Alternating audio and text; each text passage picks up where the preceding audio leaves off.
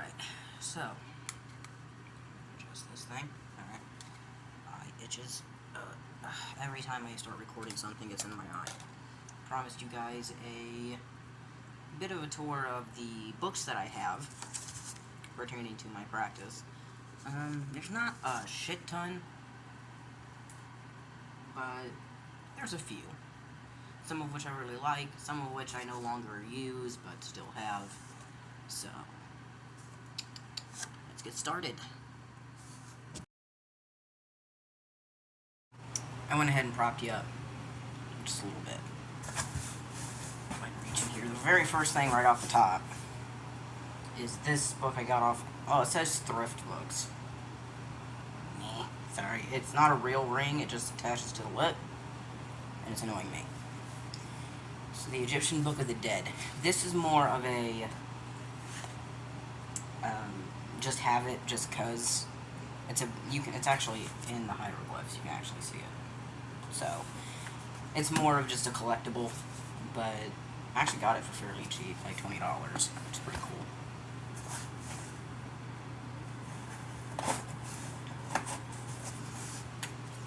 Alright, there is this one called the Wicca Book of Candle Spells.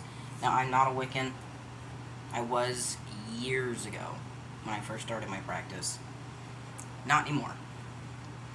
But there are some interesting things in this book, regardless.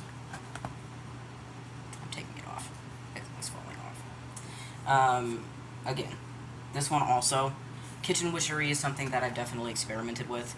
I'm more of a hearth witch nowadays, but if you're wondering what my issues with Wicca is, Wicca has a very long history of appropriating from other cultures, and the founder of Wicca was a creep. So, that's why I'm not Wiccan anymore. We have Candle Magic by Richard Webster. Oh, by the way, these books were both written by Lisa Chamberlain. Just as a heads up. I'm not the biggest fan of this book. Having reread it after years of having it, there are a lot of things in this book that I don't necessarily agree with, some of which, let's see, I have them. The book itself contradicts what it says within its own chapters, because one minute it'll say something is vital, like, you have to do this for your spell to work, which is bullshit. Like, are there steps you can use to help? Sure. But at the end of the day, it's all about how you use your energy, so you don't need to do certain things as long as your intention and energy is there. But then he'll turn around and be like, oh, but this is optional, after saying that it's actually important.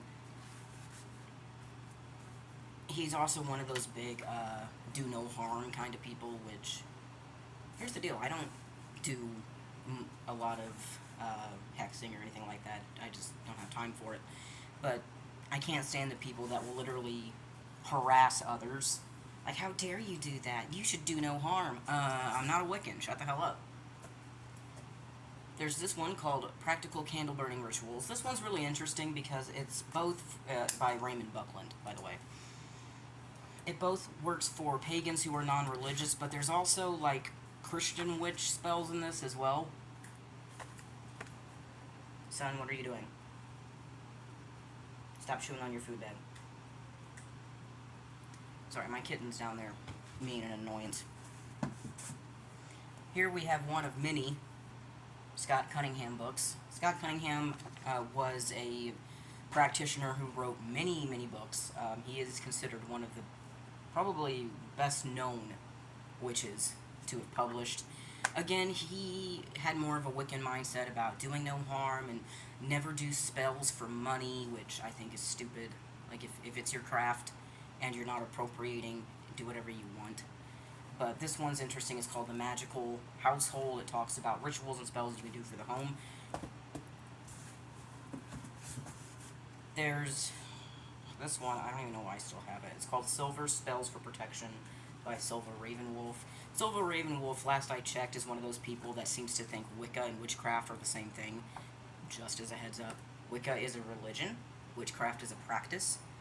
Wiccans can practice witchcraft, but not all witches are Wiccans. Just throwing that out there. So, this is actually a a guide that was given to me by a friend. Two friends, actually. They bought me an herbal oracle deck for Christmas one year, and this was the book that came with it. Typically, when you buy like a tarot or an oracle deck, it comes with like, this is what the cards mean book, but this is actually a full-on step-by-step guide of what these flowers represent, which, yeah, it's actually really cool. So I kept the book. I just thought it was awesome. So I do have a lot of books about Egyptian gods because I am pagan, and that's the main pantheon that I work with. But they're not necessarily witchcraft. They're just books about mythology, books about the gods. And this is one of them. Patchworking with the Egyptian Gods by Judith Page, Anna A. Malik, and Alan Richardson, who does the foreword for the book. Let me see. I have other Egyptian books over here, too. Nah, damn it. Okay. Just gonna... Sorry, I'm fat. Okay. So this one, I got this for steal. It's the Encyclopedia of Ancient Egypt. I literally got it for $13 at, what was it, Barnes & Noble? Yeah. This is a beautiful ass book, by the way. Just, you know. Now, I did get a little chewed. I wonder who did that. How are you? Want to tell everyone how you chewed my book?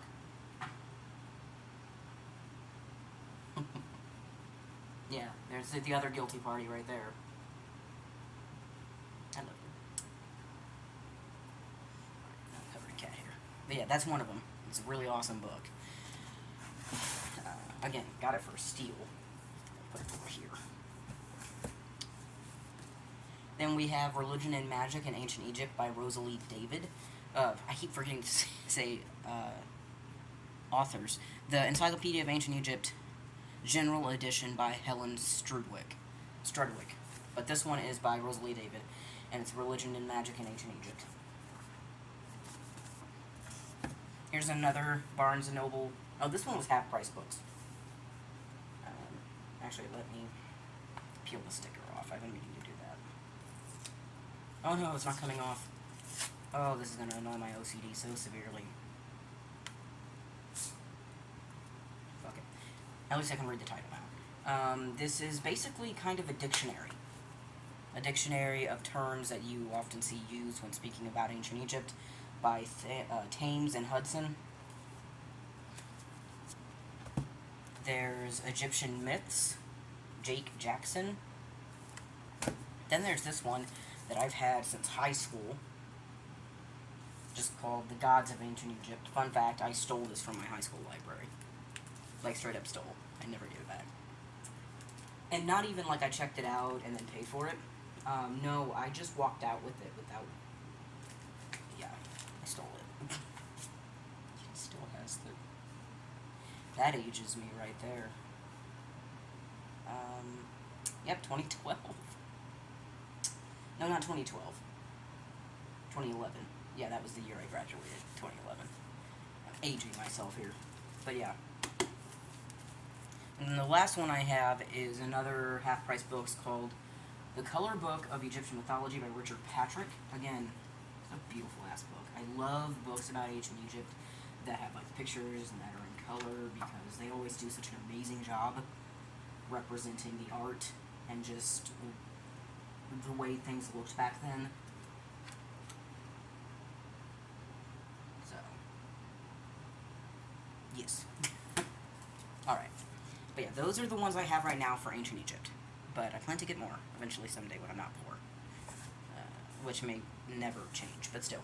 Next up we have Practical Protection Magic, Guarding and Reclaiming Your Power by Ellen Dugan. I'm fairly certain this book has a Protect the Police spell, which, no, not on this channel. But aside from that, there are some practical protection spells here. Alright, looks like I've got another Scott Cunningham book. This is one of my more favorite ones of his. This is the Complete Book of Incense, Oils, and Brews by Scott Cunningham.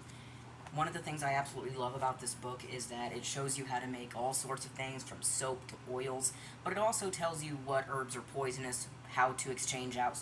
Like, let's say it calls for belladonna. Belladonna is an incredibly poisonous plant. It will kill you. So he's like, but use this instead. So, yeah. And there's another book of his that isn't in this box. I'm going to go get it real quick.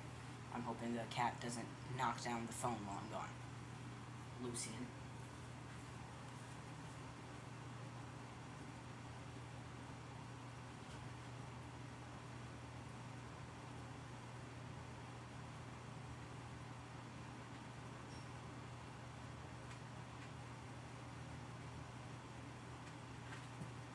See, he tried.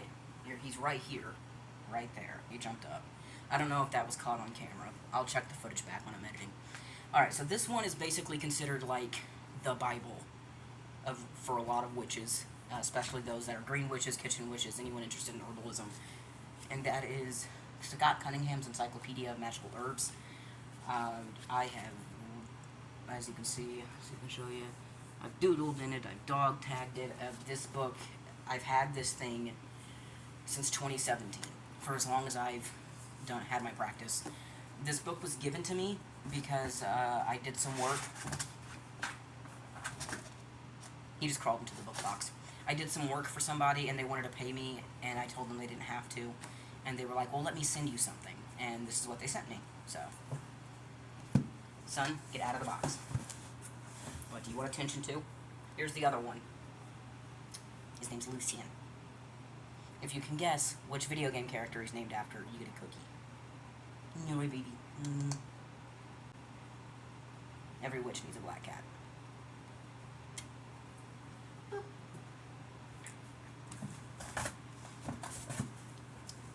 Okay, another Scott Cunningham book. We have Earth Power. This is more about, like, the elements. And then I think my final Scott Cunningham book here is Magical Herbalism. So if you're big into green witchery, or you want to get into green witchery, I highly recommend the Encyclopedia of Magical Herbs. And this one, keep in mind though, Scott Cunningham was Wiccan. I think I've already said that. He did a lot of the don't get money from your practice, don't hurt anyone, which I don't agree with. But the man was also very talented at what he did, so I still highly recommend his books. So.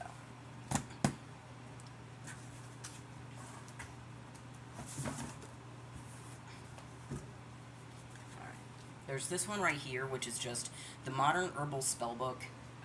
Some of these are okay, but some of them are kind of stupid. Like, there's some here, Invoke Satan.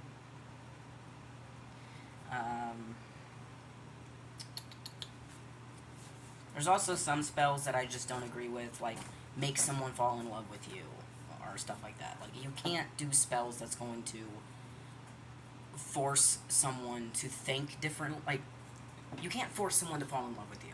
Alright, that's just not possible. That would involve literally forcing someone's brain to change in a way that is not feasible. So that book's a little amateur in my opinion. Lucian Samuel. The second I say his middle name, he runs. He knows he's doing stuff he's not supposed to. Alright, this is the Kybalion. Anyone who's familiar with the Kybalion will know that it's based on Hermes, or, let's see if I pronounce his name right, Tot, spelled like this, who is the Egyptian god of writing and knowledge and just smart dude all around. Hermes was the translation of his name, and this is the Hermetic Principles, otherwise known as the Kybalion, which I highly recommend. And then the final thing here I have is a Witch's Almanac from like 2017 to 2018. The Witch's Almanac is a series. It's like the Farmer's Almanac, but it's for witches. And it has some very awesome articles in it. Talks about like the year of the rooster. It talks about, let me see. Yeah, ghosts and spells and stuff like that. It's just an all-around kind of witchy book that I really enjoyed reading. So, that is it in terms of witchy books that I have for now.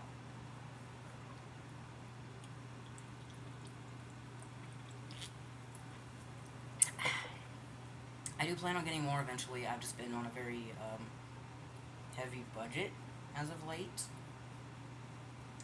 And by as of late, I mean just my entire life, because I'm disabled and poor.